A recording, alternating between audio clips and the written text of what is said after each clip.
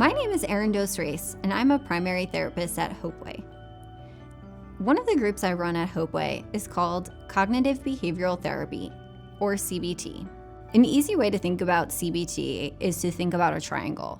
The 3 points of the CBT triangle are thoughts, feelings, and behaviors. So a thought can cause a feeling that can cause a behavior, but a behavior can also cause a feeling or a thought. It's not linear. One of the tools that we use in CBT is called putting thoughts on trial. We want to look at one of our negative core beliefs or an automatic negative thought and examine the evidence for and against that thought and then come up with a new verdict. So there's 3 things that I want you to pay attention to when you're putting a thought on trial. First, we want to pay attention to facts, not feelings.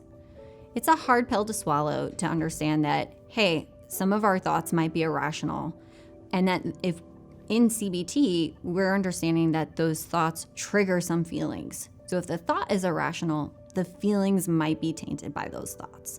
So we only want to pay attention to facts when we're looking at our evidence. 2, confirmation bias. It's going to be very easy for you to come up with the evidence for your thought. After all, it's your thought. You pay attention to the things that happen in your day-to-day that confirm that thought. It will be much more challenging to come up with evidence against that thought, which is where we have found at Hopeway is the benefit of group therapy. Because as you get to know your group members, they can say, hey, remember when you talked about this? That would be evidence against this thought. And the third thing that you want to pay attention to is modifiers.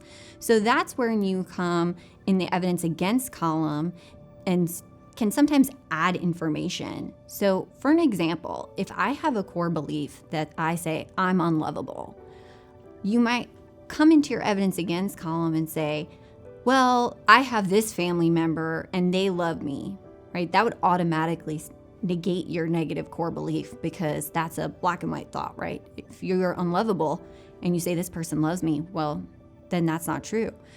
Sometimes what we tend to do when we have that evidence against is we'll say, but they have to because they are my family member. And we'll add that information in to make it fit in and make that core belief still feel true to us, right?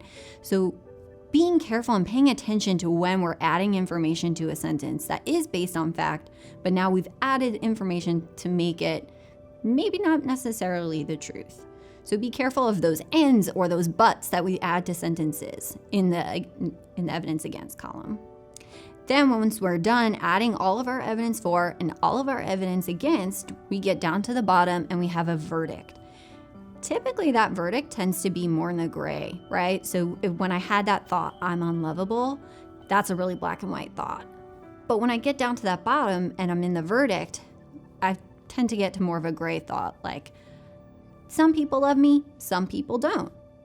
And that's okay. The struggle with CBT is that a lot of times logically we can get there when we put that thought on trial, but it's the repetition and doing it again and again that builds those new neural pathways to make it stronger so that in the future, that's our next thought. We don't go to the I'm unlovable. We go to some people love me and some people don't, and that's okay.